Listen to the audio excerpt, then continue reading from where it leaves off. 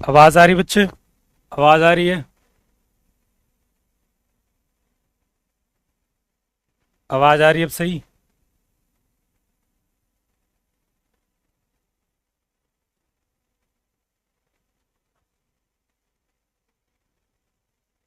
आवाज आ रही सही अब?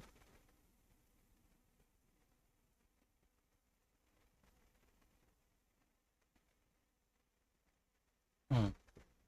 ठीक है, अब तो सही लग रहा। हम्म। चलो ठीक है।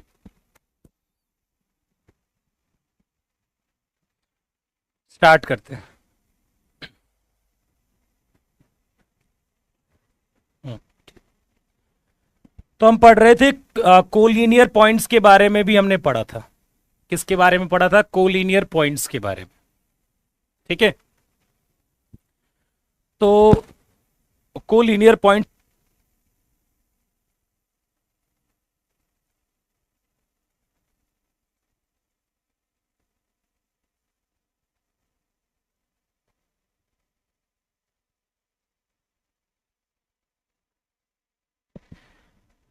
कोलिनियर पॉइंट्स के बारे में हमने पढ़ा था कि कोलिनियर पॉइंट्स मतलब पैरेलल की ही बात कर रहा है। किसकी बात कर रहा है? पैरेलल की। ठीक है।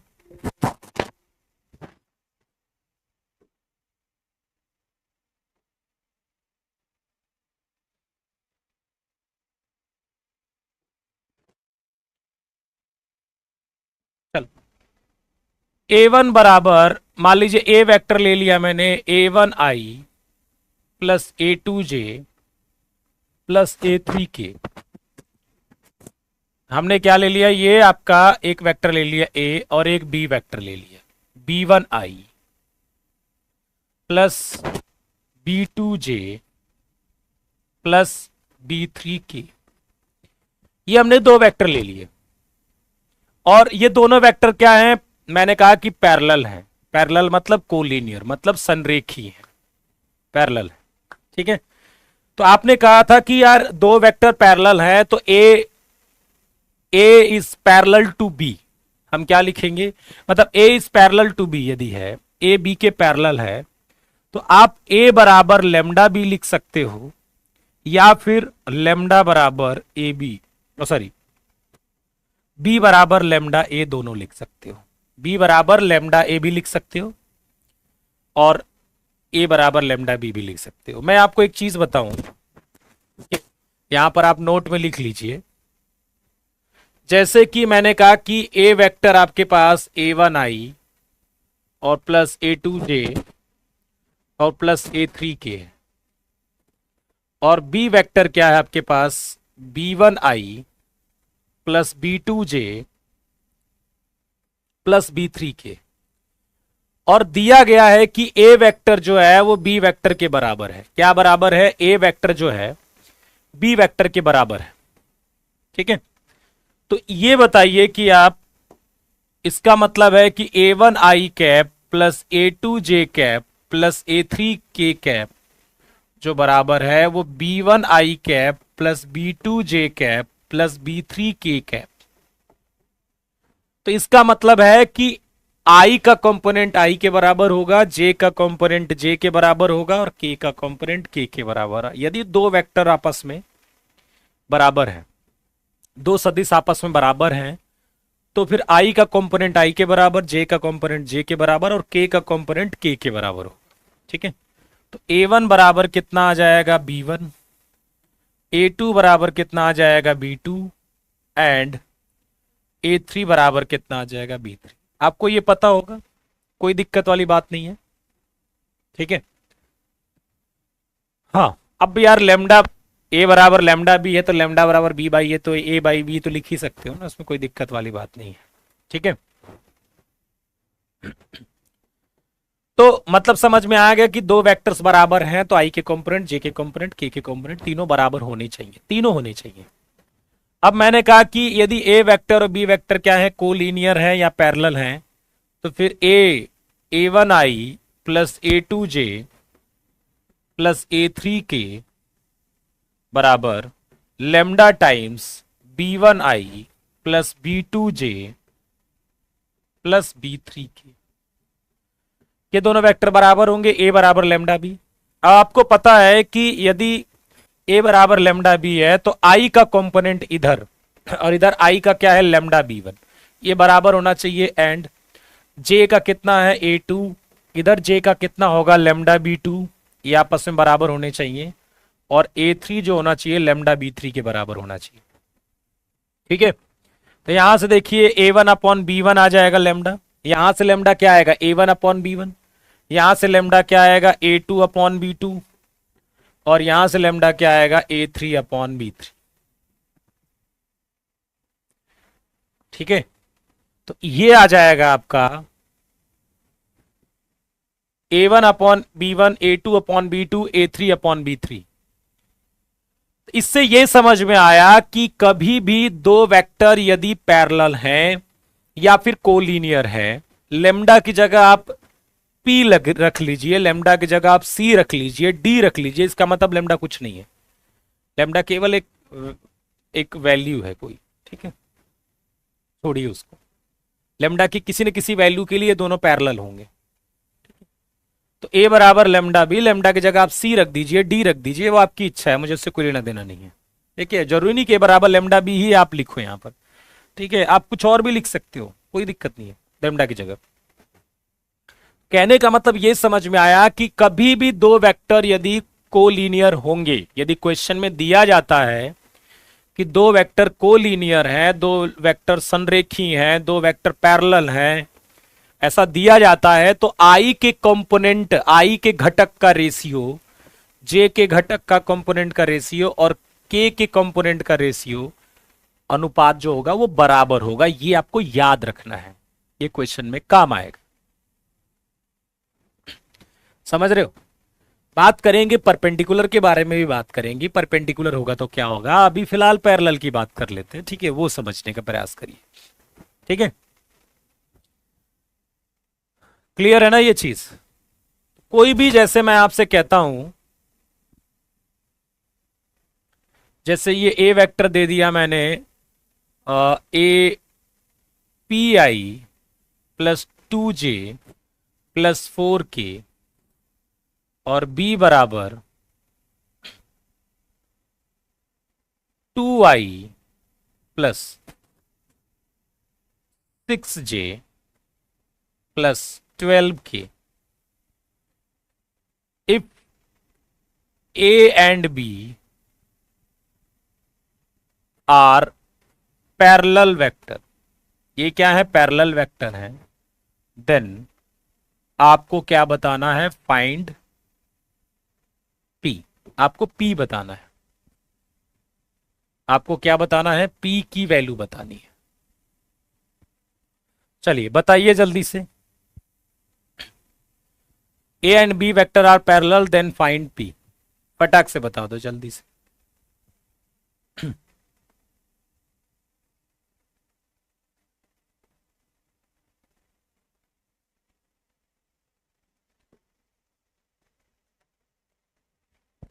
कितना आ जाएगा?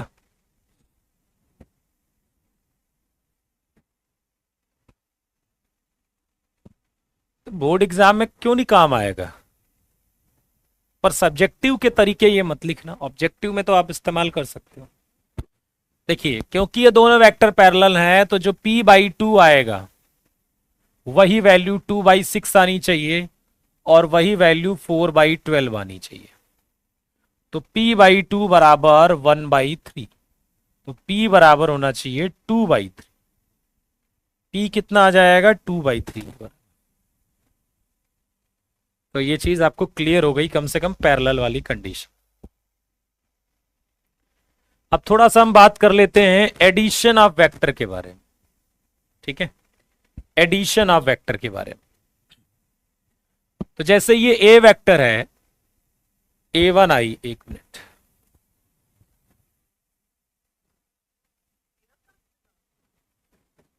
ए बराबर a1i plus a2j plus a3k,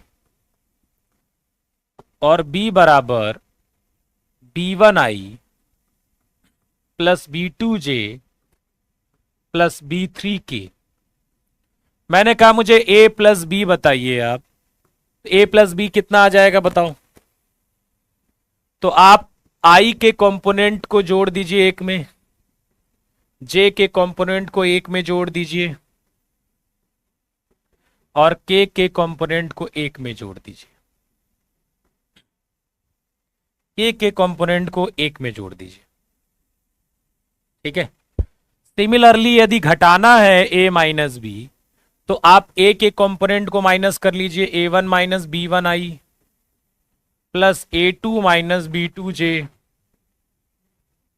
plus a3 minus B three K, ये हो जाएगा। ठीक है। ठीक है, प्रोडक्ट हम बाद में बात करेंगे, डिवाइड ऐसा होता नहीं है कोई। अच्छा, यदि मुझे एम ए वेक्टर निकालना है तो क्या हो जाएगा, सब में मल्टीप्लाई हो जाएगा। यदि मान लीजिए मुझे एम ए वेक्टर निकालना है तो फिर एम सब में मल्टीप्लाई हो जाएगा, M A one I plus M A two J plus M A three K हो जाएगा। ठीक है।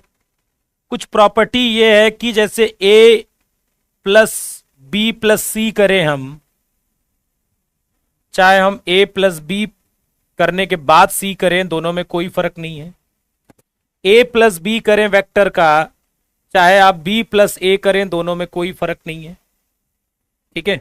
तो ये बड़ी मतलब कोई ऐसी बहुत बड़ी चीज मैं नहीं बता रहा हूं, लेकिन क्योंकि ये टॉपिक में है तो चर्चा कर लिया मैंने। ऐसे कोई बहुत बड़ी चीज तो इसमें लिखी नहीं गई है जो आपको नहीं पता है, जो आप अंदाजा नहीं, मतलब ये बहुत जनरल सी चीज लिखी गई है। ठीक है। Addition of vectors.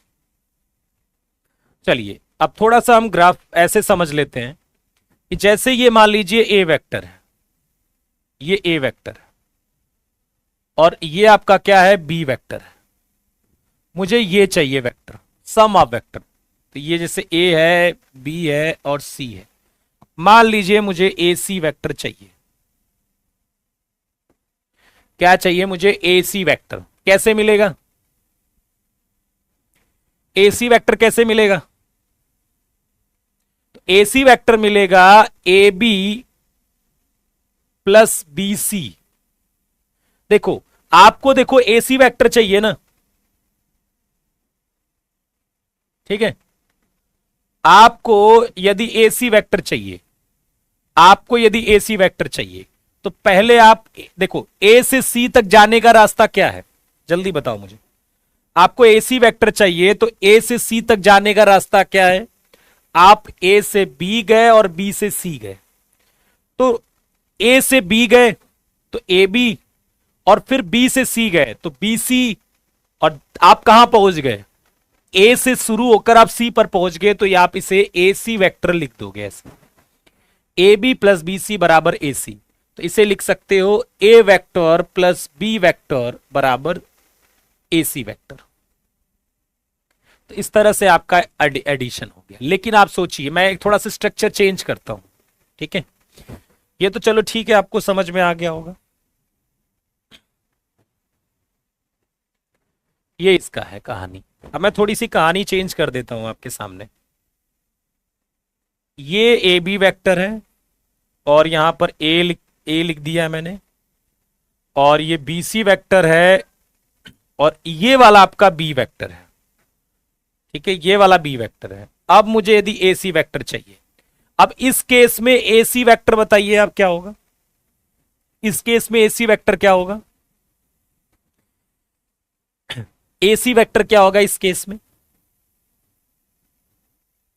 इस केस में ए सी वेक्टर क्या होगा? देखो ए सी अभी भी वही होगा कि आपको ए सी वेक्टर निकालना है, मतलब ए से सी जाना है।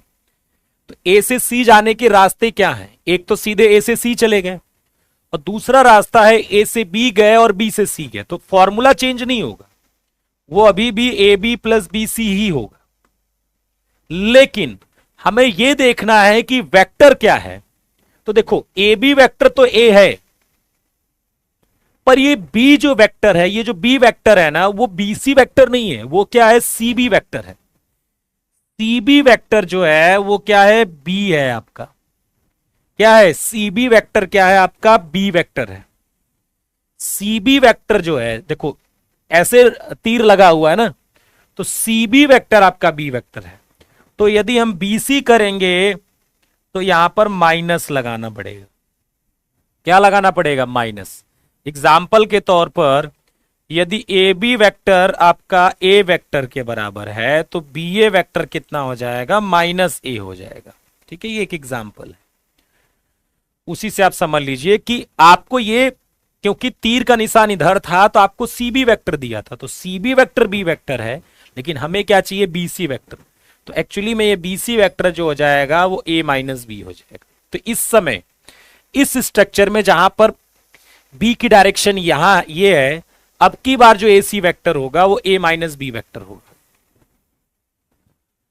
तो डायरेक्शन का बहुत बड़ा रोल है इसमें। ठीक है, चलिए एक हम ट्राइंगल की बात कर लेते हैं। A B C,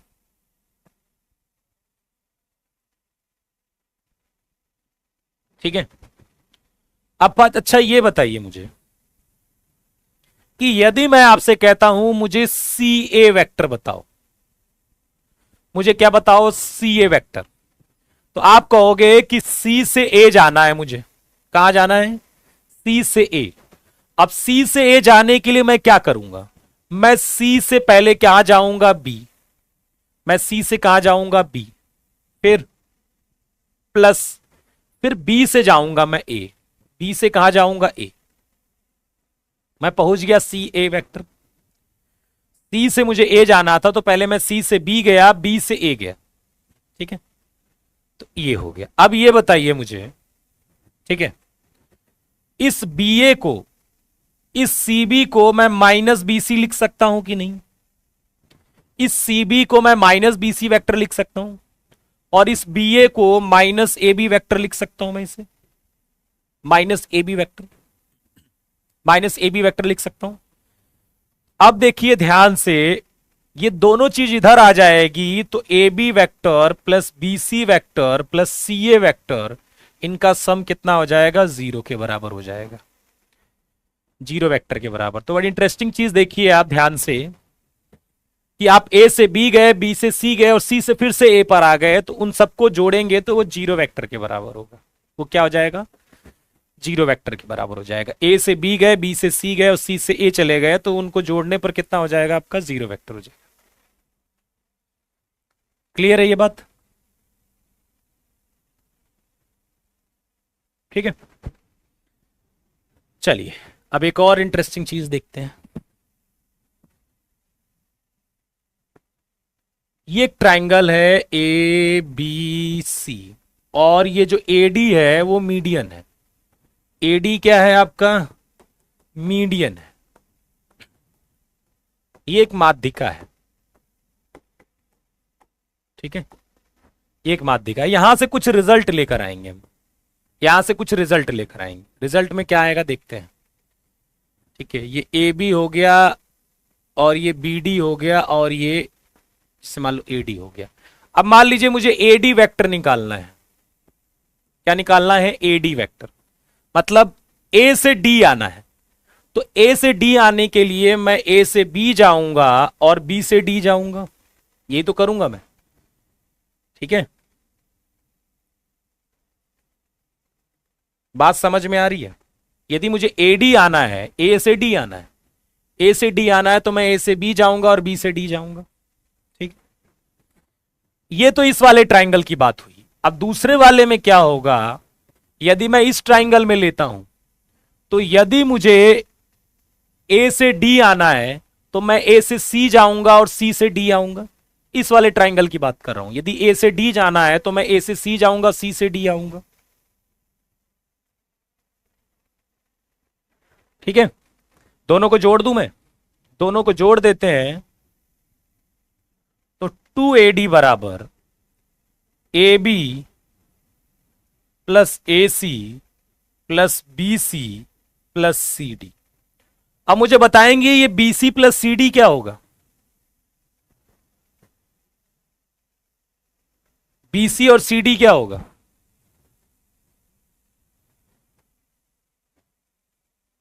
B C plus C D कितना हो जाएगा बताओ? बताओ, इनकी लेंथ सेम होगी कि नहीं? एक बात बताओ, बी ये जो बी डी, एक मिनट, बी सी नहीं होगा यहाँ, बी डी होगा, एक मिनट, सॉरी, बी डी है, सॉरी सॉरी, यहाँ पर बी डी है, ये B D plus C D है, सॉरी।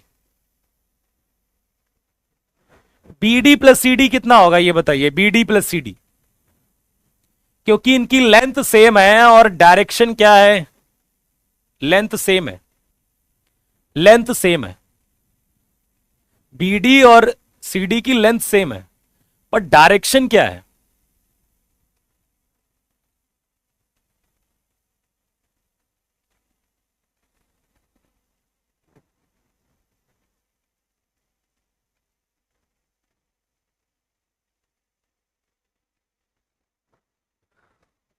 देखो ध्यान से, जैसे कि मैंने कहा भाई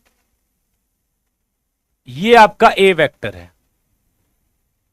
और दूसरा भी ए वेक्टर ही है, लेकिन एक की डायरेक्शन ये है और एक की डायरेक्शन ये है, तो फिर इस वेक्टर को माइनस ए बोलोगे ना और इसको प्लस ए बोलोगे आप। यदि देखो दोनों वेक्टर सेम है और डायरेक्शन अलग है, देखो वेक्टर तो सेम ही है, ये लेंथ तो सेम है, पर इनकी डायरेक्शन अलग है, तो एक इस डायरेक्शन में जा रहा है तो उसे मान लीजिए ए वेक्टर बोला, तो इस डायरेक्शन वाले को माइनस ए बोलोगे, तो दोनों को जोड़ोगे तो जीरो आ जाएगा। तो कहने का मतलब है कि ये आपका जीरो वेक्टर आ गया, तो ए डी बराबर कितना आ गया, A B plus A C by two. तो ये याद रखिएगा कि यदि ये ए डी मीडियन है और आपको ए डी वेक्टर चाहिए, तो ये ए बी वेक्टर और ए सी वेक्टर को जोड़िए और दो से डिवाइड कर लीजिए। इस तरह के क्वेश्चंस एग्जाम में पूछे जाते हैं कि आपको ए डी वेक्टर निकालो, तो आप क्या करोगे, ए बी वेक्टर निकालोगे ये वाला और ए सी वेक्टर निकालोगे, दोनों को जोड़ोगे और डिवाइडेड बाई टू कर दोगे। समझ में आ गया, डिवाइडेड बाई क्या कर दोगे, टू कर दोगे आप। क्लियर है ना ये। तो ये एडिशन समझ में आ गया, ठीक है। ऐड वैड करते हैं कैसे हैं, चलिए अब पैरेललोग्राम लॉ ऑफ एडिशन बता देता हूं मैं। पैरेललोग्राम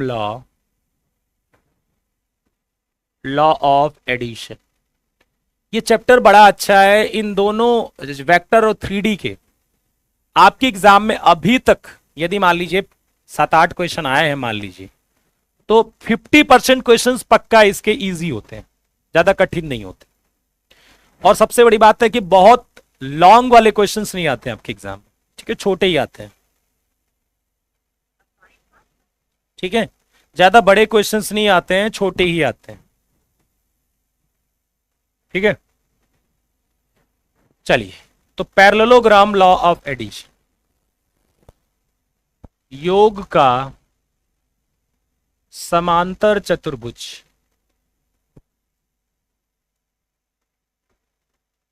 चतुर्भुज नियम। अब ये ध्यान से पढ़िएगा, बड़ा इंपॉर्टेंट है, ठीक है।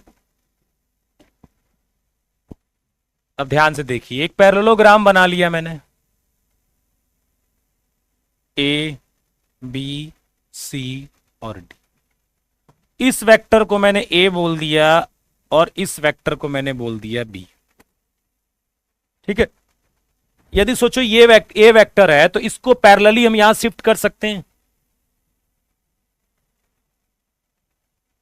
इसको हम यहां शिफ्ट कर सकते हैं, ए बी को पैरेलली यहां शिफ्ट कर देंगे तो इस वेक्टर को भी हम ए वेक्टर बोलेंगे, और बी वेक्टर को यदि हम यहां शिफ्ट कर गए तो इसको हम बी वेक्टर बोल देंगे। यहां पर कोई दिक्कत है क्या, चलेगा ना, चलेगा, दौड़ेगा, ठीक है। तो अब देखिए ध्यान से, यदि मैं आपसे कहता हूं मुझे ए सी वेक्टर बताइए, तो ए सी वेक्टर कितना होगा, जल्दी बताओ। ए सी वेक्टर कौन बताएगा मुझे कि ए सी वेक्टर क्या होगा, ठीक है। ए सी वेक्टर, जल्दी जल्दी जल्दी, ए सी वेक्टर क्या होगा,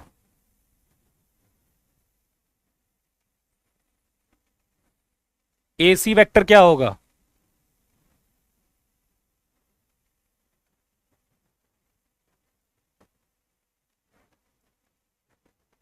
ए प्लस बी, यार सिंपल सा है। ए सी वेक्टर क्या होगा, A B plus B C, तो ए प्लस बी हो गया। और डीबी वेक्टर बताओ मुझे, कोई डीबी वेक्टर, ये डीबी वेक्टर बताओ मुझे, डीबी वेक्टर बताओ, डीबी। तो डीबी वेक्टर क्या होगा? डी से बी जाने के लिए पहले हम डी से ए आएंगे, डी से ए आएंगे, फिर ए से बी जाएंगे। कहां जाएंगे? ए से बी जाएंगे। तो ये जो एडी वेक्टर जो दिया है वो आपको बी वेक्टर दिया गया है, ये वाला बी वेक्टर दिया है। तो यदि मुझे डी ए चाहिए तो मुझे माइनस बी लगाना पड़ेगा, यदि मुझे डी ए चाहिए तो माइनस बी लगाना होगा। तो ये माइनस बी हो जाएगा और ये ए वेक्टर हो जाएगा, मतलब ए माइनस बी।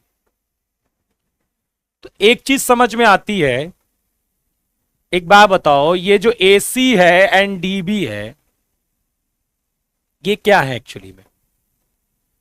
डायगोनल वेक्टर्स हैं कि नहीं? एक पैरेललोग्राम के डायगोनल वेक्टर्स, विकर्ण सदिश हैं कि नहीं? ये डायगोनल वेक्टर्स ही तो हैं। तो इससे क्या पता चला आपको? इससे इंफॉर्मेशन ये मिल गई कि यदि कोई एक पैरेललोग्राम है और वहां पर आपको एडजेसेंट वेक्टर, संलग्न सदिश, या फिर साइड्स भी बोल सकता है वो, एडजेसेंट साइड्स, एडजेसेंट वेक्टर, संलग्न भुजाएं, संलग्न को संलग्न से सॉरी सदिश यदि आपको गिवन है तो ये समझ में आएगा कि जो ये पैरेललोग्राम है उसका एक डायगोनल इन दोनों वेक्टर का सम रिप्रेजेंट करता है और दूसरा डायगोनल क्या रिप्रेजेंट करता है? डिफरेंस।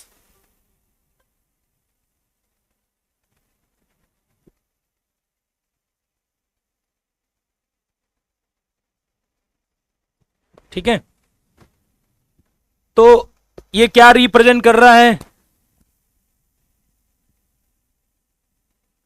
बेटा? ये ए सी क्या होगा यहां बताओ? A B plus B C तो होगा, A B plus B C ही तो ए सी होगा। तो ए बी ए है, बी सी बी है, तो ए प्लस बी तो हुआ ए सी। डायरेक्ट लिख दिया मैंने, चाहो तो लिख लो यार, ये लोग अभी बताया मैंने, इसलिए मैंने जरूरी नहीं समझा इसे। तो ये समझ में आता है कि एक पैरेललोग्राम का एक डायगोनल सम ऑफ वेक्टर बताता है और दूसरा वाला डायगोनल डिफरेंस ऑफ वेक्टर्स बताता है। दूसरा डायगोनल क्या बताता है? Difference of vector. एक वेक्टर्स का सम बताता है, दूसरा वेक्टर का डिफरेंस बताता है।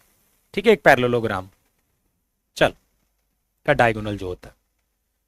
चलिए एक बार इसको करिए, चलिए फटाफट क्वेश्चन करो।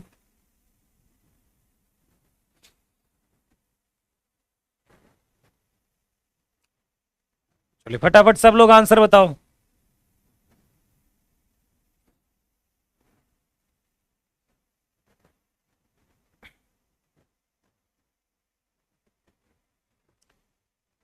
फटाफट सब लोग आंसर बताओ।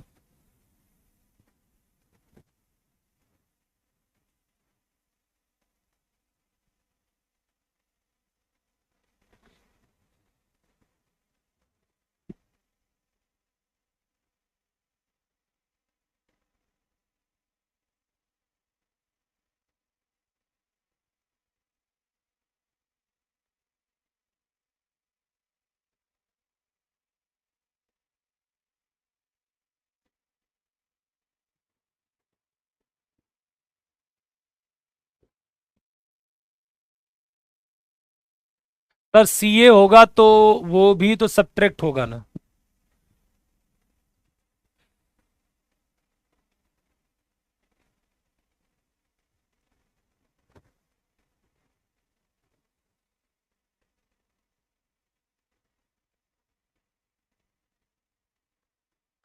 बेटा हम केवल ये निकाल रहे हैं कि जो एक डायगोनल हो सकता है वो सम ऑफ वेक्टर और डिफरेंस ऑफ वेक्टर्स बता सकता है।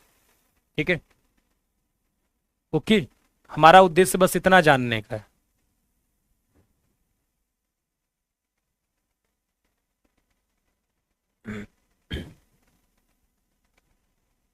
अब सीए निकालोगे, मैं उसे एसी कर दूंगा, फिर से वो ए प्लस बी आ जाएगा, क्या फर्क पड़ता है? चलिए, तो ये कह रहा है फाइंड यूनिट वेक्टर्स। आपको यूनिट वेक्टर चाहिए, लेकिन कहां? पैरेलल। किसके पैरेलल चाहिए? Diagonals of the parallelogram, diagonals of a parallelogram. ठीक है, find unit vectors parallel to the diagonals of the parallelogram. तो एक diagonal A plus B represent करता है। ठीक है, तो इसके डायरेक्शन में यूनिट वेक्टर चाहिए, मतलब ए प्लस बी का कैप चाहिए। और दूसरा क्या रिप्रेजेंट करता है, ए माइनस बी, दूसरा डायगोनल ये रिप्रेजेंट करता है। तो दूसरा क्या चाहिए हमें, ए माइनस बी का कैप चाहिए। तो ए प्लस बी का कैप चाहिए, यदि मुझे ए प्लस बी का जो भी आएगा कैप चाहिए, क्योंकि इस डायरेक्शन में मुझे यूनिट वेक्टर चाहिए, तो मैं ए प्लस बी वैक्टर को ए प्लस बी के मैग्नीट्यूड से डिवाइड कर दूंगा, और यहां पर ए माइनस बी वैक्टर को ए माइनस बी के मैग्नीट्यूड से डिवाइड कर दूंगा। अब सब कुछ आप जानते हो, ए प्लस बी करना भी जानते हो और मैग्नीट्यूड निकालना भी जानते हो। इन दोनों को जोड़िए, कितना आएगा, 3 प्लस 4j प्लस 5k, ठीक है, upon under root of 9 plus 16 plus 25। ठीक है, और वो कह रहा रोटी, 5 रोटी लिखा हुआ है उसने। ए माइनस बी कितना आएगा, I plus 2j plus 3k upon under root of 1 plus 4 plus 9। ठीक है, लिखा है 3i plus 4j plus 5k upon 5 रोटी। चलो, तो आपको क्या बताना है, find unit vectors parallel to the diagonals of the parallelogram. तो diagonals of parallelogram A plus B या तो ए माइनस बी होता है, उसी के डायरेक्शन में हमें यूनिट वेक्टर चाहिए।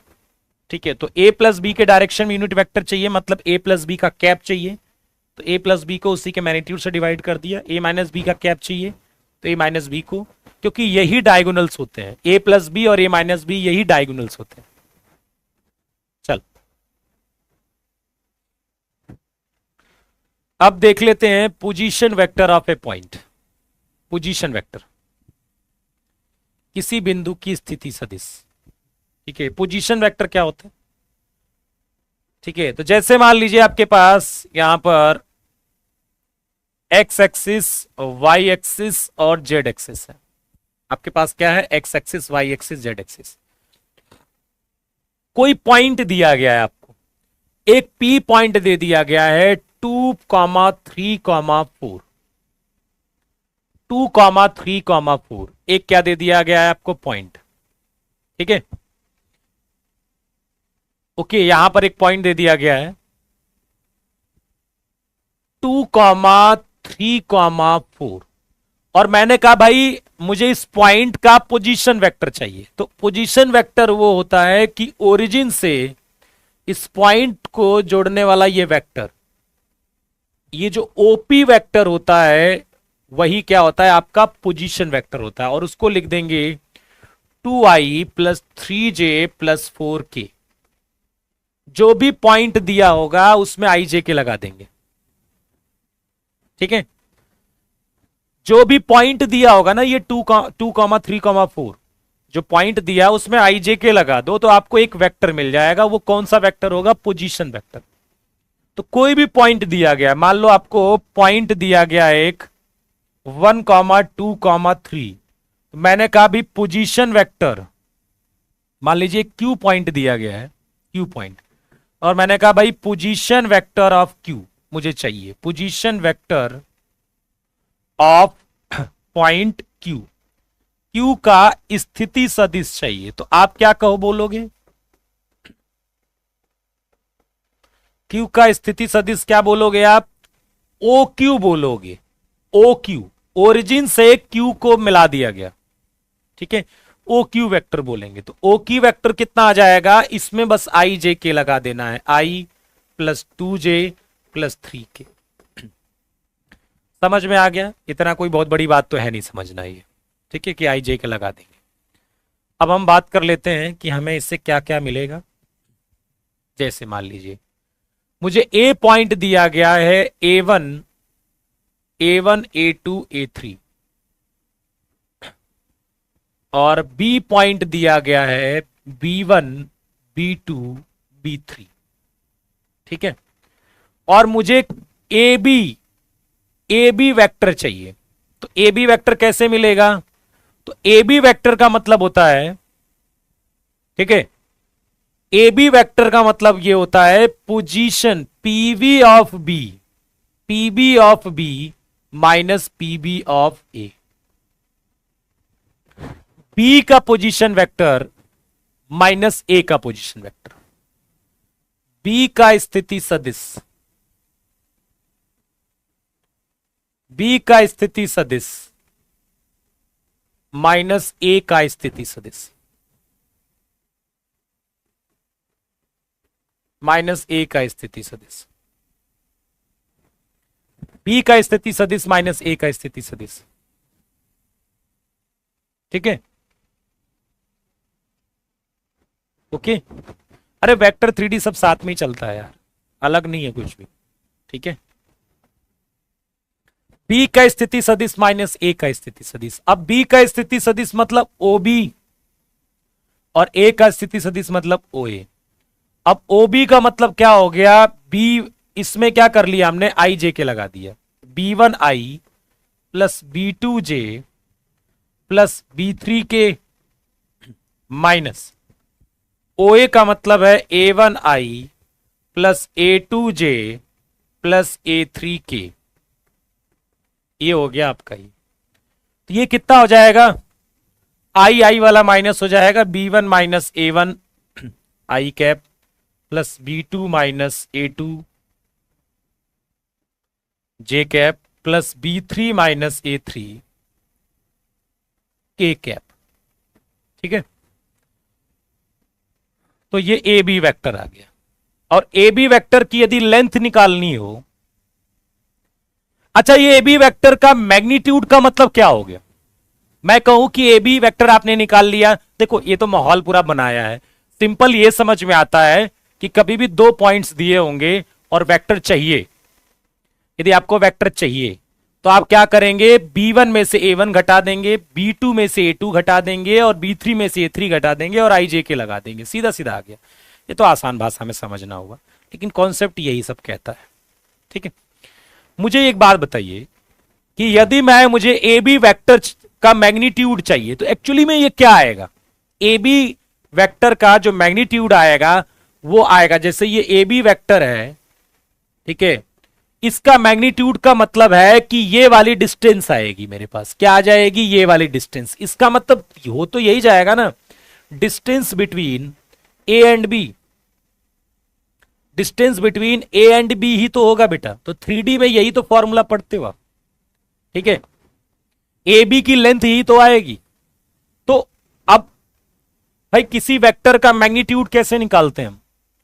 तो B1 माइनस A1 का square plus B2 minus A2 का square plus B3 minus A3 का स्क्वायर। तो यही फॉर्मूला तो आप 3D से रिलेटेड यही तो पढ़ते हो कि आपके पास दो पॉइंट दिए गए हों तो डिस्टेंस बिटवीन पॉइंट्स मतलब ए बी वेक्टर का मैग्नीट्यूड या फिर ए बी की डिस्टेंस, दोनों बात एक ही है। तो वो कितना आ जाता है? B1। मतलब सिंपल, दिस माइनस दिस का स्क्वायर, दिस माइनस दिस का स्क्वायर, दिस माइनस दिस का स्क्वायर। ठीक है, ओके। तो यही कहानी है ना इसकी। तो आप यहां से डिस्टेंस बिटवीन टू पॉइंट्स भी पढ़ लिए, दोनों चीजें आपने यहीं से पढ़ ली। ठीक है, अब 5 मिनट का ब्रेक। हमारी मुलाकात 12:56 पर होती है, क्योंकि ये क्लास 1:50 तक चलनी है। तो लगातार इतने देर थोड़ा रेस्ट जरूरी है, दिमाग को ठंडा कर फिर आना जुड़ना। ठीक है, 12:56 पर हमारी आपकी मुलाकात होगी, 4 मिनट बाद, 3 मिनट बाद। मतलब धन्यवाद।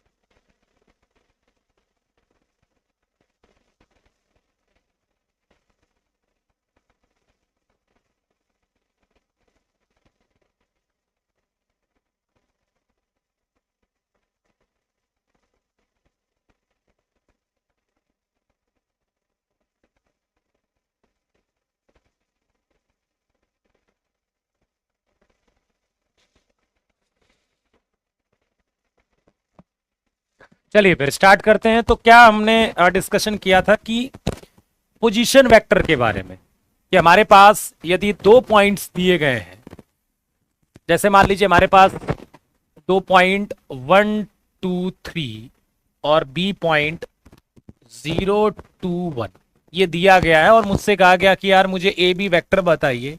तो सिंपल है, 0-1 I प्लस 2-2 J प्लस 1-3 की, तो -I प्लस 0J-2K, तो -I-2K आपका आंसर आ जाएगा। और यदि हम लेंथ की बात करेंगे, मैग्नीट्यूड की बात करेंगे, तो मैग्नीट्यूड क्या होता है, अंडरवुड ऑफ I के कंपोनेंट का स्क्वायर प्लस J के कंपोनेंट का स्क्वायर, जो कि है नहीं, प्लस K के कंपोनेंट का स्क्वायर, तो √5। और इसी चीज को हम बोल देंगे distance between A and B। Distance between A and B, A और B के बीच की दूरी भी यही होगी। ठीक है,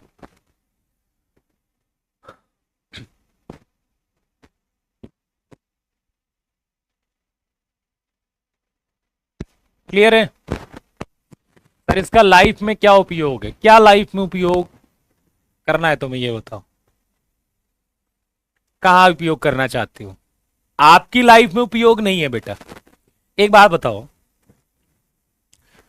आपने आपने क्या, आप सोचे हो कि ये जैसे मान लो जो मैं ये बोर्ड यूज कर रहा हूं, ये आपने बनाया, मैंने बनाया, नहीं बनाया। ये पेन मैंने बनाया, आपने बनाया, नहीं बनाया। इस कमरे में जो एसी लगी है वो मैंने बनाया, आपने बनाया, नहीं है। जो कैमरा लगा हुआ है आपने बनाया, मैंने बनाया, नहीं बनाया। जो कंप्यूटर लगा हुआ है आपने बनाया, मैंने बनाया, नहीं बनाया। कुर्सी रखी हुई है, चेयर, क्या वो आपने बनाया, मैंने बनाया, नहीं बनाया ना? ठीक है, ऐसी बहुत सारी चीजें हैं। ये जो कपड़े पहना हूं मैं, ये आपने बनाया, मैंने बनाया, नहीं बनाया। तो इन, आप सोचिए, जो इतनी सारी चीजें बनती हैं, जब उनके बारे में हम जानते ही नहीं है, तो फिर हमें तो मतलब ऐसे भी कुछ नहीं पता है कि हमारे मतलब ये जो चीजें बन रही हैं उसमें किस इस्तेमाल किस चीज का हो रहा है। क्या हमें पता है कि इसमें किस चीज का इस्तेमाल हो रहा है, इसमें किस चीज का इस्तेमाल हुआ है, इसमें किस किस फंक्शनिंग का इस्तेमाल हुआ है? नहीं हुआ है। तो हम अपने से देखते हैं कि हम कहां इस्तेमाल करेंगे। तो ये बताइए, हम हैं क्या? क्या हम, मैं टीचर हूं, आप एक स्टूडेंट हो, इसके अलावा तो हम कुछ है नहीं। तो फिर हम कैसे जानेंगे कि एग्जैक्टली किस चीज का इस्तेमाल? आप फंक्शनिंग पढ़िए, जैसे एसी की फंक्शनिंग आप पढ़ते होगे, तो वहां इस्तेमाल होगा। जो बनाता है वो इस्तेमाल करेगा ना, हम थोड़ा करेंगे इस्तेमाल। हम क्या करते हैं, वो तो बनी बनाई चीजों को हम पहन रहे हैं, बनी बनाई चीजें इस्तेमाल कर रहे हैं। तो डेली लाइफ, तो हमारी लाइफ में है क्या कि हम इस्तेमाल करेंगे? हमारी लाइफ तो यही है, किताबें पढ़ रहे हैं। ठीक है, जिसका जो काम है उसे पता होगा ना कि कितना इस्तेमाल होता है। जैसे आप साइंटिस्ट के पास जाइए, वो आपको बताएंगे कि किसका इतना इस्तेमाल होगा, मैथ का कितना इस्तेमाल होता है। ठीक है, आप जाइए, इवन फिजिक्स का इस्तेमाल होता है तो मैथ का इस्तेमाल होता है। फिजिक्स तो पूरी दुनिया में हर जगह फिजिक्स ही है। चंद्रमा पर भी हम गए फिजिक्स के बदौलत ही गए। और किसके बदौलत गए? हिंदी के बदौलत नहीं ना, साइंस की बदौलत तो गए हो आप चंद्रमा पर। तो इस्तेमाल होता है। ठीक है, हम आप नहीं जानते हैं, वो अलग बात है। ठीक है, चलिए, तो ए बी का मैग्नीट्यूड आ गया, समझ में आ गया। तो अब मत पूछना मुझे डेली लाइफ में, अरे हमारी लाइफ में है ही क्या कि हम डेली लाइफ में इस्तेमाल करेंगे? हम क्या कर रहे हैं, हम तो बस पढ़ रहे हैं। आपका काम है डिफेंस में जाना, मेरा काम है पढ़ाना। तो डिफेंस में जरूरत नहीं है इसकी। अब हर आदमी हर काम नहीं कर सकता ना। ठीक है, आप देश की रक्षा करोगे तभी तो देश में रहने वाले लोग ये प्रोडक्ट बनाएंगे। अब प्रोडक्ट बना रहे, पता चला आतंकवादी आ गए, उड़ा दिया नीचे से। तो आप देश की रक्षा कर रहे हो और मैं आपको देश की रक्षा करने के लिए काबिल बना रहा हूं। हमारा काम जितना हम कर रहे हैं, उनका जो काम है वो कर रहे हैं। ठीक, चलिए, तो पोजीशन वेक्टर तो समझ में आ गया, कोई बड़ी बात नहीं है। अब हम बात कर लेते हैं सेक्शन फॉर्मूला के बारे में। अब मैथ के बिना तो फिजिक्स बेकार है, ये सब जानते हैं। और फिजिक्स का कितना इस्तेमाल है तो फिर हर जगह है। मैं कह रहा हूं साइंस के बिना ये जीवन संभव ही नहीं है, क्योंकि यदि साइंस नहीं है तो इस दुनिया में कुछ बचेगा ही नहीं। हम पता कहां चले जाएंगे? हम चले जाएंगे और ऋषि मुनियों के जमाने में। ठीक है, कुछ नहीं रहेगा, ना ये पेन, ना ये, ना गाड़ी, कुछ नहीं। इवन कपड़ा भी नहीं बचेगा, साइंस नहीं रहेगी तो। चलो सेक्शन फॉर्मूले की बात कर लेते हैं। सेक्शन फॉर्मूला क्या कहता है, देखिए ध्यान से। जैसे आपने वहां पढ़ा होगा वैसे यहां पर भी, जैसे यहां पर ए वेक्टर है और सॉरी यहां पर एक पॉइंट है ए, जिसका पोजीशन वेक्टर मैंने दिया है आपको स्मॉल है। ए पॉइंट है जिसका पोजीशन वेक्टर है ये, ठीक है। और यहां एक बी पॉइंट है जिसका पोजीशन वेक्टर आपको स्मॉल बी दिया गया है। भाई पॉइंट का ही तो पोजीशन वेक्टर होता है। ए पॉइंट जिसका पोजीशन वेक्टर स्मॉल ए दिया गया है, बी पॉइंट जिसका पोजीशन वेक्टर स्मॉल बी दिया गया है। मैं कहूं कि एक पॉइंट एम जिसका पोजीशन वेक्टर स्मॉल एम है, M divides A B, M divides A B in M ratio N. यदि ये जो एम है वो ए बी को एम रेशियो एन में डिवाइड करता है, मतलब ये जो डिवीजन हुआ है वो एम रेशियो एन में हुआ है, तो find PV of M that is small m. ये स्मॉल एम वेक्टर जो है वो कैसे मिलेगा, इसका फॉर्मूला का इस्तेमाल करते हैं। ठीक है, चलिए तो याद रखिएगा वैसे ही जैसे कि जब यहां पर एक्स वाई कोऑर्डिनेट होता था तो m x two plus n x one upon M plus n करते थे ना, यहां पर एम इंटू बी लिखेंगे हम, M into B N into A vector upon M plus N. तो फॉर इंटरनल डिवीजन पॉजिटिव होगा, ये फॉर इंटरनल है। ठीक है, अंत विभाजन के लिए प्लस में होगा, अंत विभाजन के लिए, अंत विभाजन के लिए क्या होगा, प्लस में होगा। ठीक है, और एक्सटर्नल डिवीजन के लिए क्या हो जाएगा, एक्सटर्नल डिवीजन के लिए ये जो एम वेक्टर आएगा वो M B minus N A upon M minus N आ जाएगा। ठीक है, ये आ जाएगा एक्सटर्नल डिवीजन, मतलब बाह्य विभाजन के लिए, बाह्य विभाजन के लिए फॉर्मूले में क्या आ जाएगा, नेगेटिव आ जाएगा।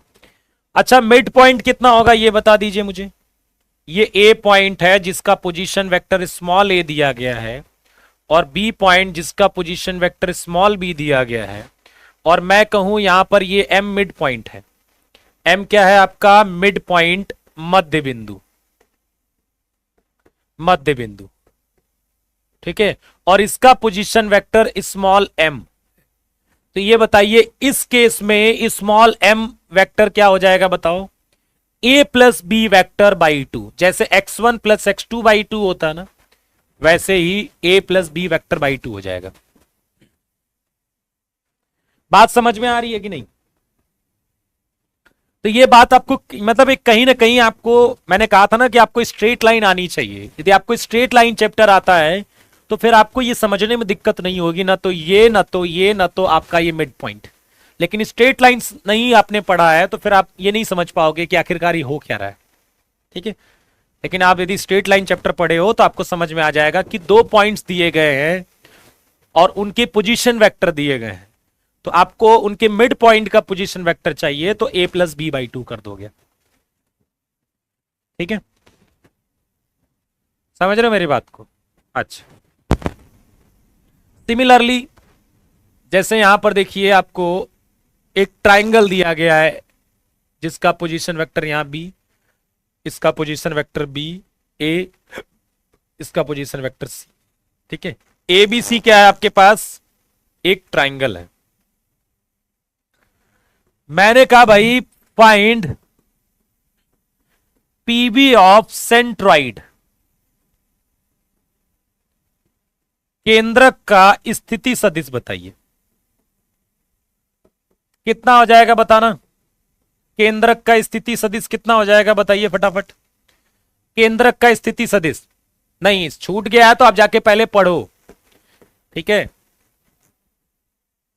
तब ज्यादा अच्छे से क्लियरिटी आपके अंदर आएगी। अब बताइए सेंट्रॉइड, सेंट्रॉइड के जो पोजीशन वेक्टर है उसको मैं ओजी बोल देता हूं, ओजी पीबी ऑफ जी, जी मतलब सेंट्रॉइड, जी का पीबी निकालना है, पोजीशन वेक्टर, ठीक है।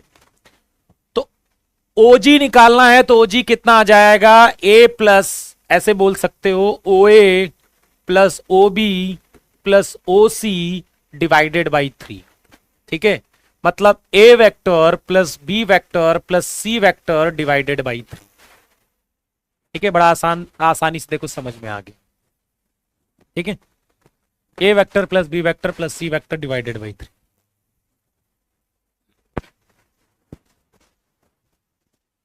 तो आप निकाल सकते हो, ठीक है। क्लियर होगी बात ये।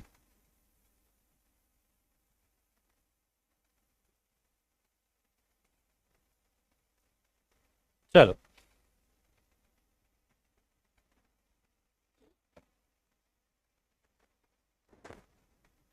चलिए अब हम डायरेक्शन कोसाइंस के बारे में डिस्कशन कर लेते हैं और डायरेक्शन रेशियो के बारे में, ठीक है, इन टर्म्स ऑफ वेक्टर। जैसे कि आपको एक वेक्टर दिया गया है A1i plus A2j plus A3k, ये क्या दिया गया है, एक वेक्टर, ठीक है। तो मैंने बोला कि भाई डीआरस जब भी हम बोलेंगे तो हम बात करेंगे मतलब डायरेक्शन रेशियो के बारे में, शॉर्ट फॉर्म में लिखेंगे हम डीआरस, डायरेक्शन रेशियो, ठीक है, दिक् अनुपात, दिक् अनुपात। तो यदि आपको वेक्टर दिया गया है, ध्यान से समझिएगा, यदि वेक्टर दिया गया है तो उसके जो डीआरस होंगे वो आपके A1 A2 A3 मतलब आई जे के कंपोनेंट होंगे, आई जे के कंपोनेंट होंगे, ठीक है। समझ रहे हो मेरी बात को, कि कोई एक वेक्टर दिया गया है तो उसके यदि मैं डीआरस की बात करूं तो आई जे के कंपोनेंट, ठीक है, आपके क्या होंगे, डीआर। बेटा वेक्टर 3D कंबाइंड चलेगा तो परेशान मत होइएगा आप, ज्यादा परेशान मत हो, वेक्टर 3D कंबाइंड चलेगा, ठीक है। तो आप वेक्टर 3D ये मत सोचिए, आप इस पर मत जाइए ना कि 12वीं क्लास में क्या लिखा हुआ है, उस पर परेशान मत हो आप कि 12वीं में आपको अलग अलग चैप्टर का नाम दिया, कि मैं दोनों को रिलेट करके ही पढ़ाऊंगा तो ज्यादा आसानी समझ में आएगा, ठीक है। चलिए फिलहाल तो ये वेक्टर का है, लेकिन मैं 3D का भी साथ में पढ़ाऊंगा। पहली बात तो ये 3D का भी नहीं है, ठीक है। यदि आप ये सोचते हो कि केवल 3D में डायरेक्शन रेशियोज है और डायरेक्शन कोसाइन, तो आप गलत सोच रहे हो, ठीक है। चलिए, तो कभी वेक्टर दिया गया हो और आपको ये पूछे कि डीआरस बताइए, तो आप क्या कहोगे, A1 A2 A3। अब मुझे बताइए ए कैप क्या मिलेगा, बताना, A cap, A cap, A cap, A cap क्या है, ए कैप क्या मिलेगा, इस वेक्टर को इसके मैग्नीट्यूड से डिवाइड कर देंगे, इसका मैग्नीट्यूड कितना आएगा, under root A1 square plus A2 square plus A3 square, इसका मैग्नीट्यूड, इस वेक्टर का मैग्नीट्यूड कितना आएगा, under root A1 square plus A2 square plus A3 square. तो ए कैप कितना आ जाएगा, A1 अपॉन, मतलब इस वेक्टर को इसके मैग्नीट्यूड से हम क्या कर देंगे, डिवाइड कर देंगे, वेक्टर को इसके मैग्नीट्यूड से क्या कर देंगे, हम डिवाइड कर देंगे, ठीक है। तो बताइए A1 upon under root of A1 square plus A2 square plus A3 square, i cap plus A2 upon under root of A1 square plus A2 square plus A3 square, j cap plus A3 upon under root of A1 square plus A2 square plus A3 square, k cap. तो अब ठीक है, जब आपने unit vector पता कर लिया है तो इसको हम बोलते हैं L, इसको बोलते हैं M, और इसको हम बोलेंगे N। और ये जो L M N होते हैं वो होते हैं डिसीज, डायरेक्शन कोसाइन दिक कोज्या, डायरेक्शन कोसाइन दिक कोज्या। समझ रहे मेरी बात को? मतलब क्या समझ में आया कि कोई वेक्टर दिया गया है तो उसके आई जे के कंपोनेंट जो होंगे वो डीआर होंगे, और आपने उसी डायरेक्शन में एक यूनिट लेंथ का वेक्टर पता कर लिया। उस वेक्टर को उसके मैग्नीट्यूड से डिवाइड करके उसी डायरेक्शन में आपने यूनिट वेक्टर एक पता कर लिया। तो अब जो यूनिट वेक्टर आपका आया है ए कैप, इसके आई का कंपोनेंट, इसके जे का कंपोनेंट और इसके के का कंपोनेंट, ये क्या हो जाएंगे? डीआर्स, डीसीज हो जाएंगे। ये क्या हो जाएंगे? डीसीज हो जाएंगे। ठीक है, क्योंकि मुझे आई का कंपोनेंट पता करना था, इसीलिए जो पूरा डिवाइड हुआ है उसको अलग तो करना पड़ेगा ना यार। यदि मुझे जे का कंपोनेंट चाहिए तो अलग तो करना पड़ेगा ना। अब ये बताओ कि मान लो यहां पर ए आई प्लस बी जे प्लस सी के है और नीचे मान लो सी लिखा है, तो क्या आई का कंपोनेंट हम ए बोलेंगे? ए नहीं बोलेंगे ना, ए बाई सी बोलेंगे ना बेटा। और जे का कंपोनेंट बी थोड़ा ना बोलोगे, जे का घटक बी थोड़ा ना बोलोगे, वो बी बाई सी होगा ना। ये समझना जरूरी है, इसलिए अलग अलग करा। ठीक है, तो एक एग्जांपल मैं देता हूं और आप समझिएगा कि जैसे मान लीजिए मैंने एक वेक्टर आपको आई प्लस 2j प्लस 3k दे दिया। फटाफट आप डीआर्स बताइए जिससे हम डिनोट करते हैं एबीसी से, और डीसीज बताइए जिसे हम डिनोट करते हैं एलएमएन से।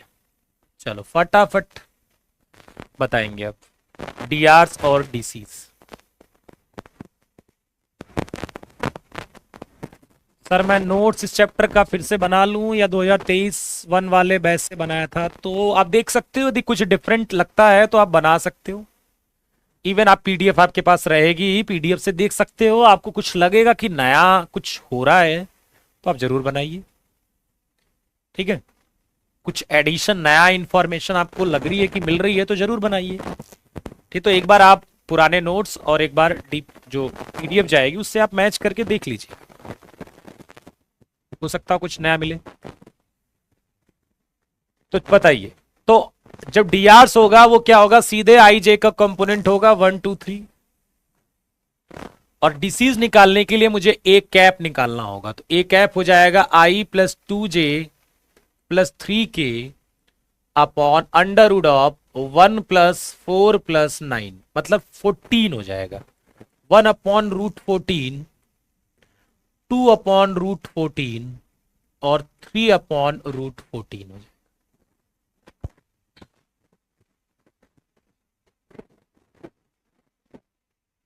ठीक है, चलो अब ध्यान से देखिएगा कि जो पीछे फॉर्मूला था वो एल जो आया था वो कितना आया था? A1 upon under root of A1 square plus A2 square plus A3 square आया था।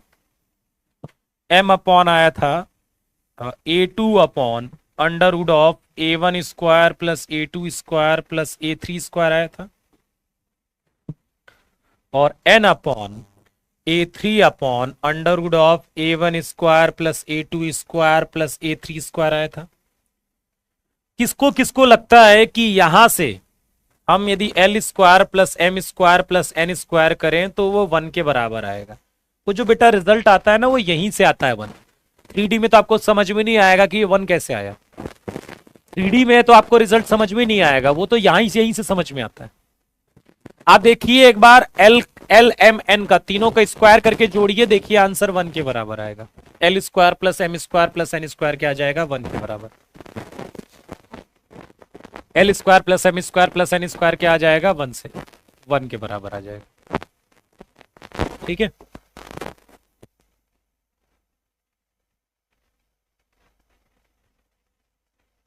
ओके। तो अब निकाल लोगे, आप कोई दिक्कत है? मतलब वेक्टर के फॉर्मेट में आप डायरेक्शन रेशियोज और डायरेक्शन कोसाइंस, ये दोनों चीजें आप निकाल सकते हो। ठीक है, चलिए अब हम बात कर लेते हैं scalar product of two vectors के बारे में। हम आएंगे फिर से इन पर फिर से आएंगे, डायरेक्शन रेशियो डायरेक्शन कोसाइंस पर, उन पर फिर से आएंगे। पहले हम बात कर लेते हैं scalar product of two vectors. देखिए, स्केलर प्रोडक्ट का मतलब होता है ऐसे ए डॉट बी, इसे हम डॉट प्रोडक्ट भी बोलते हैं, स्केलर प्रोडक्ट भी बोलते हैं। ठीक है, स्केलर प्रोडक्ट ऑफ वेक्टर बोलोगे या फिर डॉट प्रोडक्ट। अच्छा, स्केलर प्रोडक्ट क्यों बोलते हैं? स्केलर प्रोडक्ट इसलिए बोलते हैं क्योंकि जो इसका जो प्रोडक्ट ऑफ वेक्टर्स आता है ना, प्रोडक्ट ऑफ टू वेक्टर्स जो आता है वो एक स्केलर क्वांटिटी आती है। जब आप क्रॉस पढ़ोगे तो वहां जो वेक्टर आता है वो एक वेक्टर आता है। ए क्रॉस बी जब पढ़ोगे ना तो वहां पर जो रिजल्ट आएगा वो एक वेक्टर आएगा। लेकिन जब यहां ए डॉट बी पढ़ रहे हो तो यहां जो रिजल्ट आएगा वो क्या आएगा, एक स्केलर क्वांटिटी आएगी। इसीलिए scalar product of two vectors भी बोलते हैं इसको। ठीक है, तो जैसे मान लीजिए कि इसी को बोलते हैं dot product of a and b, या फिर आप इसको ऐसे बोल सकते हो कि scalar product of a and b. अब कैसे करते हैं ये थोड़ा सा हम देख लेते हैं। जैसे मान लीजिए यहां आपके पास ए वेक्टर है a1i plus a2j plus a3k। ठीक है, और b क्या है, b1i plus b2j plus b3k। तो a डॉट b जो होता है वो होता है mod a mod b cos theta, mod a mod b cos theta. जब भी दो वेक्टर का हम डॉट प्रोडक्ट निकालते हैं वो कैसे निकालते हैं, मॉड a मॉड b और कॉस थीटा। ये होता है फॉर्मूला a डॉट b का, mod a mod b cos theta. अच्छा, यहां से कॉस थीटा कितना आ जाएगा, a dot b upon mod a mod b। ठीक है, इस फॉर्मूले का इस्तेमाल एंगल बिटवीन वेक्टर्स के लिए इस्तेमाल करोगे आप। ठीक है, ठीक है, इसका इस्तेमाल एंगल बिटवीन वेक्टर निकालने के लिए, एंगल बिटवीन वेक्टर्स निकालने के लिए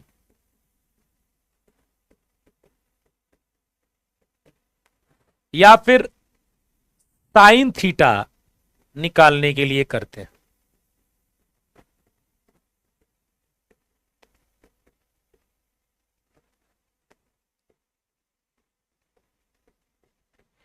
इस फॉर्मूले का इस्तेमाल किसके लिए करोगे आप, या तो आपका एंगल बिटवीन वेक्टर चाहिए तब इसका इस्तेमाल करेंगे हम, या फिर हमें साइन थीटा यदि पूछता है।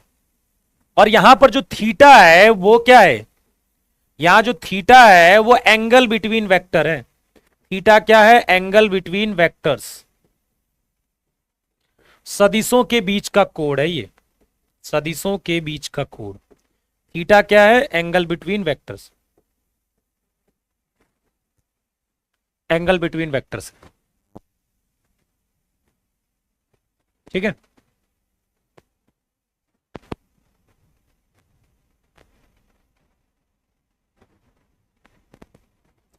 तो बात समझ में आ गई भैया। ए डॉट बी बोलोगे, इसको हिंदी में ना बोलते। ठीक है, चलो बात समझ में आ गई कि ए डॉट बी क्या होता है, मॉड ए मॉड बी कॉस थीटा। अच्छा, मुझे एक बात बताइए, angle between I and I, J and J, K and के, आई एंड जे, जे एंड के, और के and I. Theta her case में बताइएगा मुझे कितना आता है।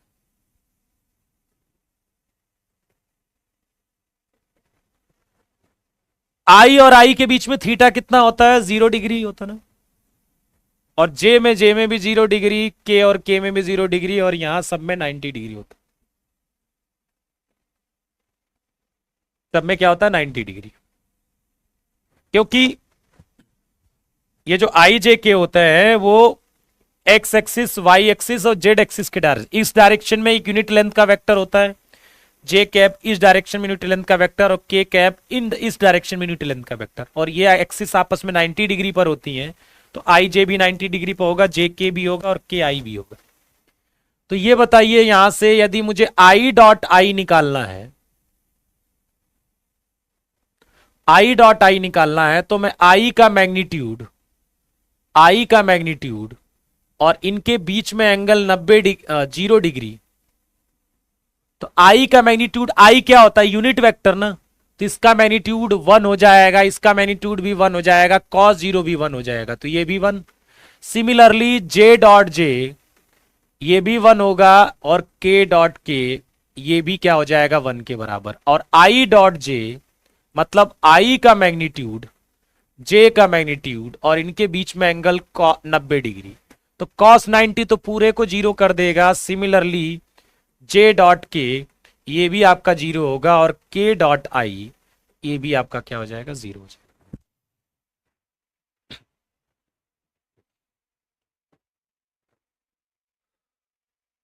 आशुतोष क्या कर रहा है? सर प्लीज कुछ बता दो वरना मैं मर जाऊंगा। क्या बता दो भैया, क्या बता दो? चलिए, ये तो बड़ी आसान सी चीज थी जिसको मैंने थोड़ा बढ़ा चढ़ा दिया, कोई बात नहीं। ए डॉट भी हमने क्या पढ़ा अभी? मॉड ए मॉड बी कॉस थीटा पढ़ा। चलो, अब जैसे मान लीजिए ए वेक्टर आपको दिया गया है a1i plus a2j plus a3k, और b बराबर क्या दिया गया है? b1i plus b2j plus b3k है। ठीक है, ठीक है। तो आपको ए डॉट बी बताना है, ए डॉट बी। तो ए डॉट बी सिंपल क्या करना होता है? ठीक है, ए डॉट बी क्या होता है? सिंपल देखो क्या करना है ए डॉट बी निकालने के लिए। आई का आई में कर लीजिए इंटू, सीधा सीधा आई का आई में कर लीजिए a1 b1, जे का जे में कर लीजिए a2 b2, और के का के में कर लीजिए a3 b3। कोई दिक्कत नहीं। तो ए डॉट बी क्या आ जाएगा? आई का आई में कर लीजिए, जे का जे में कर लीजिए, के का के में कर लीजिए। आई का आई में, जे का जे में, और के का के में। सर मेरा पढ़ने में मन नहीं लगता है तो क्या करूं? केवल मूवी देखने में? तो मूवी देखो ना। मन नहीं लग रहा तो क्या करना है यार? मूवी देखो, फिर क्या दिक्कत है? तुम नहीं जाओगे तो देश की, ठीक है, और लोग तो जाएंगे ही डिफेंस में, कोई दिक्कत थोड़ा ना। सीटें फुल हो जाएंगी, तुम टेंशन मत लो, तुम्हारी वजह से सीटें खराब नहीं होंगी। तुम नहीं जाओगे तो दूसरा आ जाएगा, टेंशन मत लो। ठीक है, अब सब लोग देश की रक्षा करने जाएंगे, देश में रहना भी तो चाहिए कोई।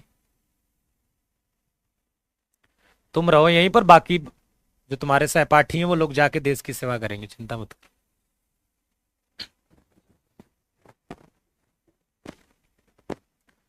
ए डॉट,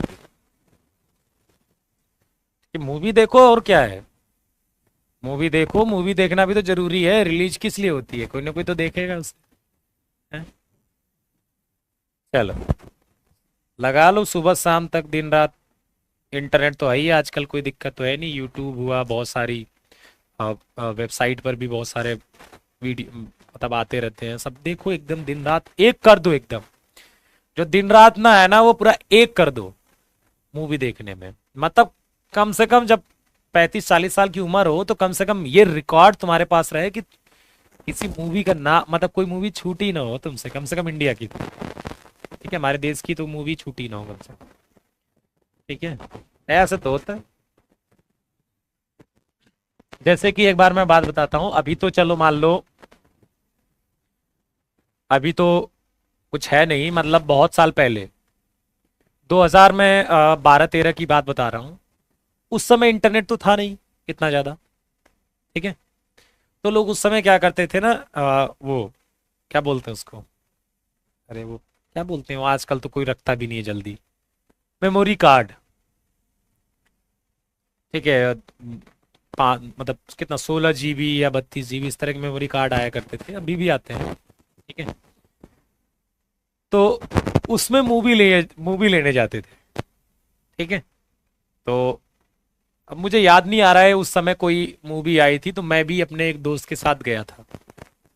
ठीक है, कौन सी मूवी थी अब ये तो मुझे याद नहीं आ रहा है, पर मैं भी मूवी लेने गया था मेमोरी कार्ड लेकर। ठीक है, 2013 की, 13 या 14 की बात है, कोई आई थी मूवी।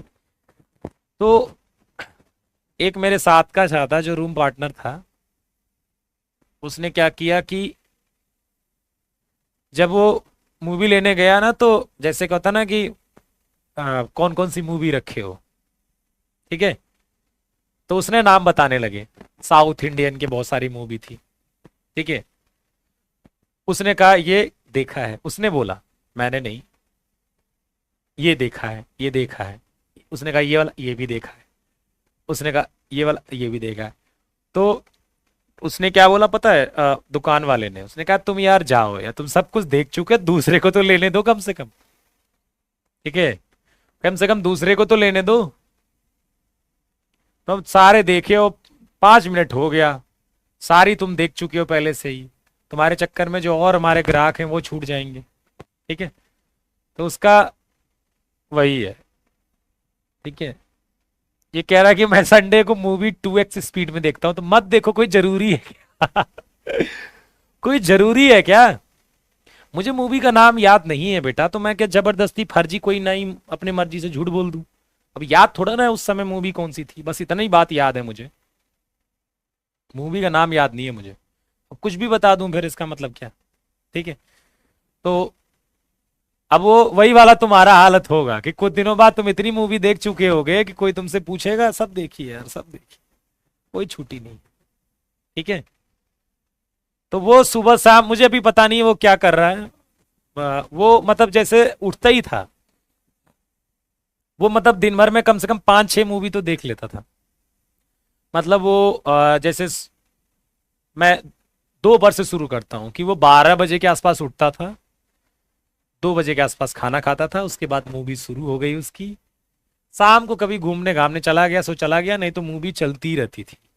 ठीक है, रात भर चलती थी, फिर रात में 2-3 बजे सोता था, 4 बजे, फिर वो सुबह उठता था। मतलब इतने दिन में मुझे लगता है 5-6 मूवी तो एक दिन में खत्म हो ही जाती थी कम से कम।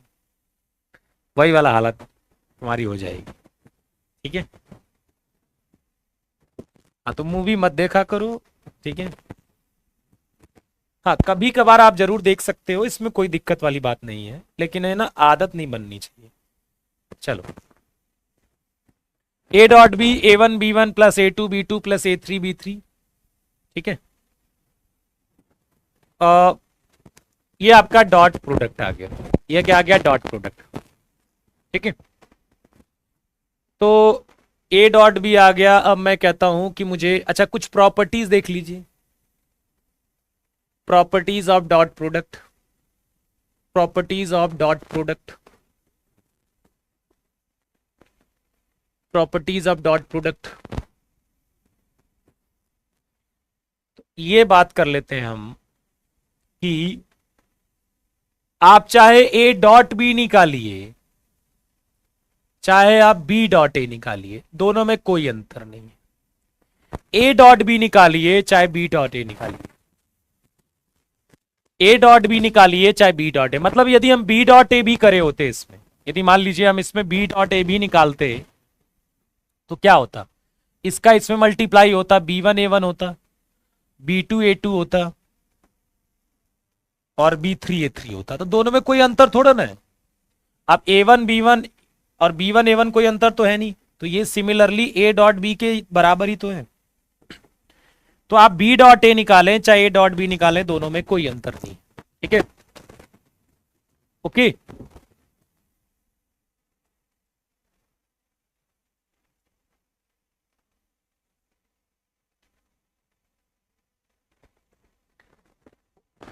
दूसरी चीज, A dot b plus c यदि आपको निकालना है तो आप इसे A dot b plus A dot c कर सकते हैं।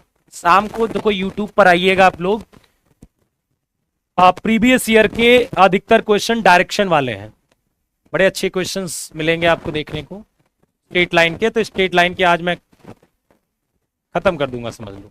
कल से सर्कल की प्रैक्टिस स्टार्ट हो जाएगी उसमें, तो ये ध्यान रखिएगा, बड़े अच्छे क्वेश्चंस मैं कराऊंगा जिसमें।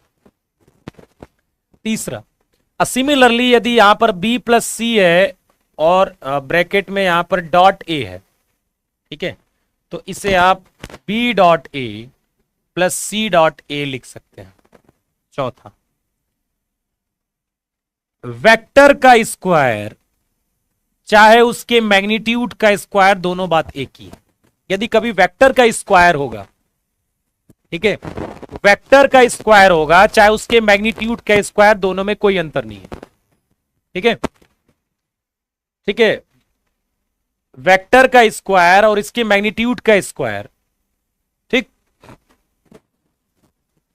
ये दोनों बात एक ही। और होता क्या है, उस वेक्टर का उसी वेक्टर के साथ डॉट प्रोडक्ट, उस वेक्टर का उसी वेक्टर के साथ डॉट प्रोडक्ट, किसी वेक्टर के मैग्नीट्यूड का स्क्वायर, ध्यान रखिएगा बहुत इंपॉर्टेंट है ये, किसी वेक्टर के मैग्नीट्यूड का स्क्वायर चाहे वेक्टर का स्क्वायर का मतलब क्या होता है, ठीक है, 6 बजे बेटा टाइम है, उस वेक्टर का उसी वेक्टर के साथ डॉट प्रोडक्ट।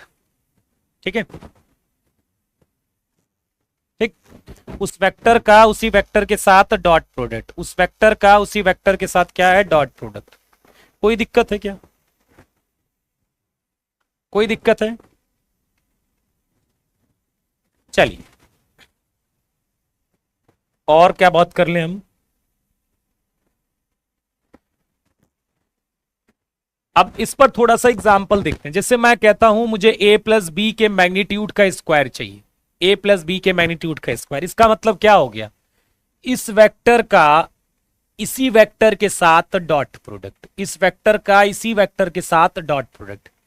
मैं कहूं मुझे a प्लस बी के मैग्नीट्यूड का स्क्वायर चाहिए, ठीक है, a प्लस बी के मैग्नीट्यूड का स्क्वायर चाहिए, तो a प्लस बी का a प्लस बी के साथ डॉट प्रोडक्ट, मतलब पहले a डॉट ए हो जाएगा, a डॉट बी हो जाएगा, यहां पर b डॉट ए हो जाएगा, प्लस b डॉट बी हो जाएगा, प्लस क्या हो जाएगा, b डॉट बी हो जाएगा। ठीक है, a dot a dot b, b dot a b dot b हो जाएगा। ठीक, तो a डॉट ए कितना हो जाएगा, मैग्नीट्यूड a स्क्वायर, और a dot b, b dot a, दोनों a डॉट बी हो सकता है, तो इसे बन जाएगा 2a डॉट बी, और b डॉट बी जो हो जाएगा वो मैग्नीट्यूड b स्क्वायर हो जाएगा। कितना हो जाएगा, मैग्नीट्यूड b स्क्वायर।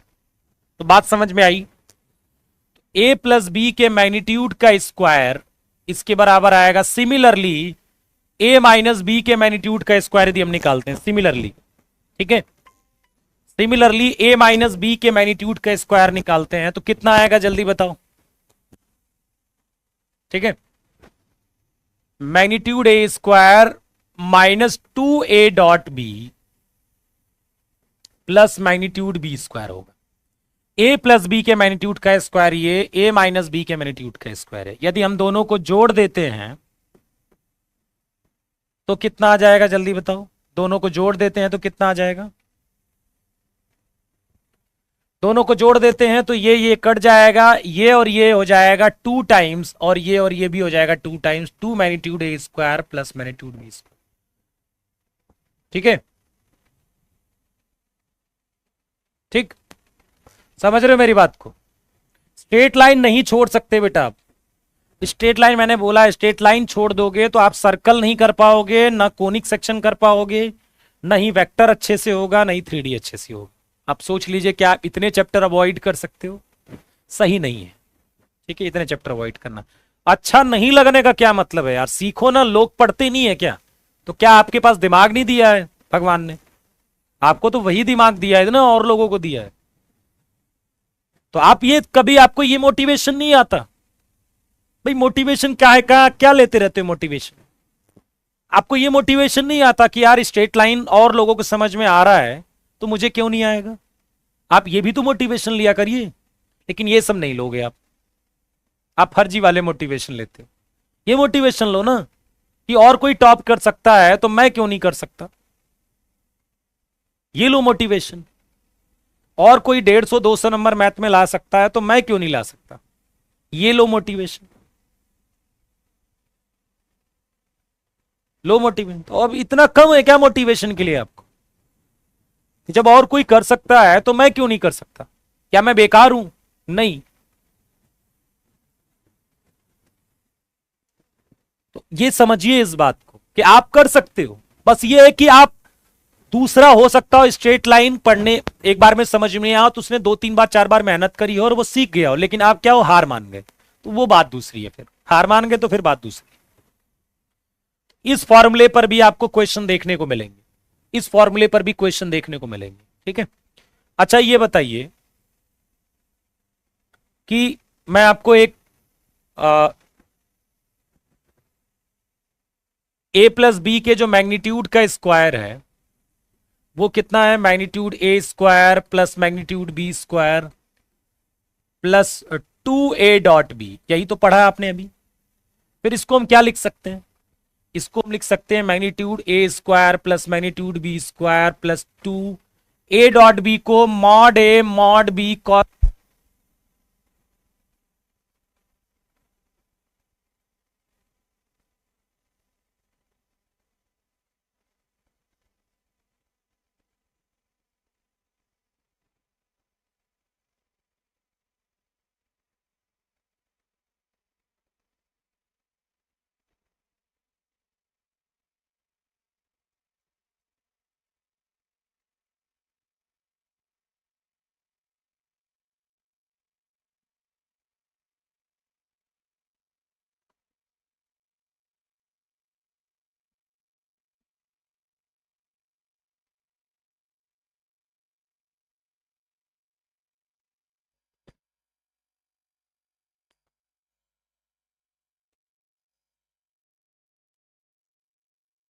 ठीक है।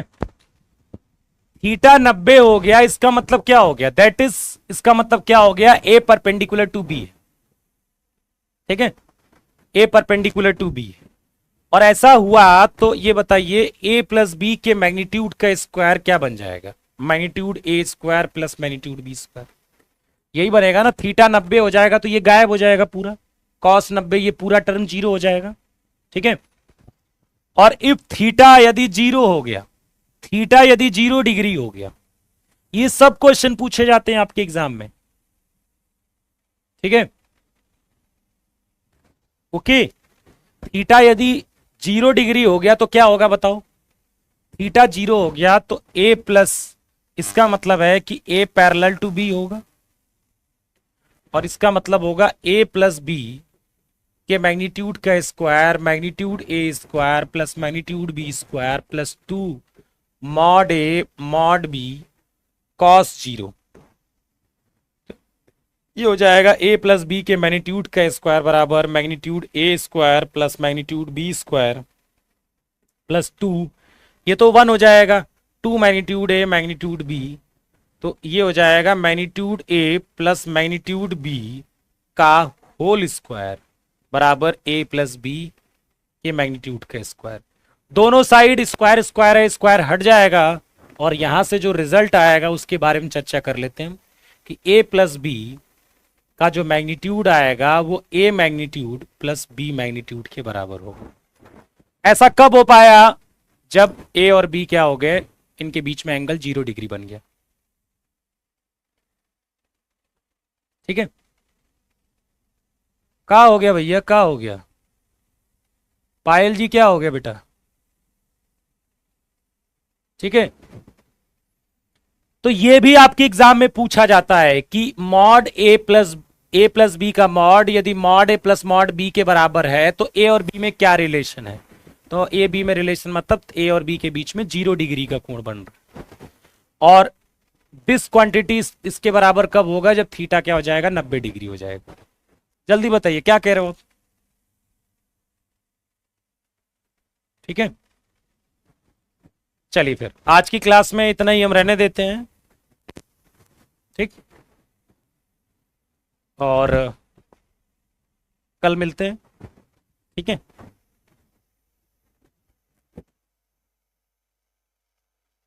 चलिए तो नहीं, ठीक है 6 PM पर आइएगा, आपको स्ट्रेट लाइन की अच्छी खासी प्रैक्टिस मिलेगी देखने को, स्ट्रेट लाइन की। और कल से फिर मैं सर्कल की कराऊंगा प्रैक्टिस इसमें, स्ट्रेट लाइन। ठीक है, PYQ, अच्छे क्वेश्चंस PYQ। हाँ, यूट्यूब पर।